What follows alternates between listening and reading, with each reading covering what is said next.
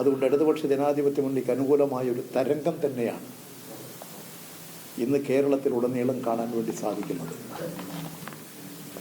ഈ തെരഞ്ഞെടുപ്പ് പ്രവർത്തനങ്ങൾ ഇനിയും കുറച്ച് ദിവസം കൂടി നമ്മുടെ മുമ്പിലുണ്ട്. നിശ്ചയിക്കപ്പെട്ട അവരുടെ പരിപാടികൾ എല്ലാ സ്ഥലത്തും വലിയ ബഹുജന പിന്തുണയോടുകൂടി നടന്നു വരികയാണ്. അവരെല്ലാം തന്നെ ഒരു തെരഞ്ഞെടുപ്പ് രംഗത്തുള്ളവർ മാത്രമല്ല, കഴിഞ്ഞ അവരുടെ ജീവിത കാലഘട്ടത്തിലെ വലിയൊരു സമയം ജനങ്ങൾക്കിടയിൽ പ്രവർത്തിച്ചിട്ടുള്ള പൊതുപ്രവർത്തകരായിട്ടുള്ളവർ തന്നെയാണ്.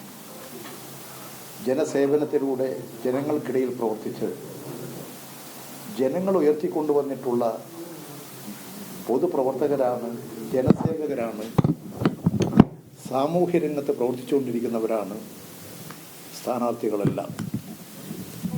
അവർക്ക് ജനങ്ങൾക്കിടയിൽ വലിയ സ്വീകാര്യതയാണ്.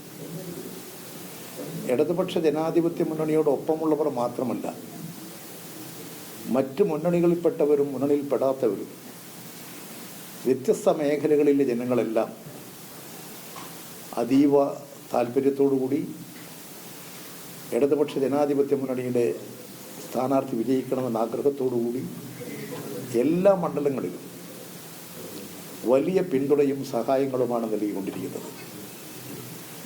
വലിയ പ്രതീക്ഷയാണ് ഇടതുപക്ഷ മുന്നണിക്കുള്ളത്. ഇന്ന് ഇന്ത്യൻ രാഷ്ട്രീയം നേരിട്ടുകൊണ്ടിരിക്കുന്ന മഹാവിപത്ത്, അതിനെ പ്രതിരോധിക്കാൻ ഇടതുപക്ഷത്തിൻ്റെ സാന്നിധ്യം ഇന്ത്യൻ പാർലമെൻറ്റിനകത്തും പുറത്തും ശക്തിപ്പെട്ടു വരണം എന്നാഗ്രഹിക്കുന്ന ജനാധിപത്യ മതേതരവാദികൾ, രാജ്യത്തിലെ തൊഴിലാളികളും കൃഷിക്കാരും വിദ്യാർത്ഥികളും യുവാക്കളും മഹിളകളും എല്ലാം തന്നെ സജീവമായി ഈ രംഗത്ത് ഇറങ്ങി പ്രവർത്തിച്ചുകൊണ്ടിരിക്കുകയാണ്. അതുകൊണ്ട് ഇടതുപക്ഷ ജനാധിപത്യ മുന്നണിക്ക് അനുകൂലമായൊരു തരംഗം തന്നെയാണ് ഇന്ന് കേരളത്തിലുടനീളം കാണാൻ വേണ്ടി സാധിക്കുന്നത്. ഈ തെരഞ്ഞെടുപ്പ് പ്രവർത്തനങ്ങൾ ഇനിയും കുറച്ച് ദിവസം കൂടി നമ്മുടെ മുമ്പിലുണ്ട്.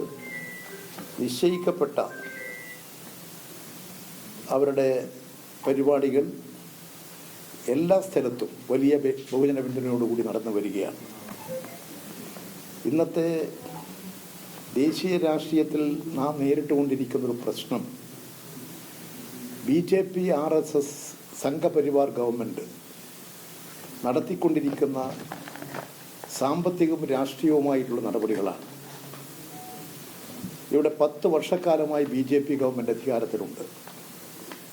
BJP നയിക്കുന്ന RSS ആണ്.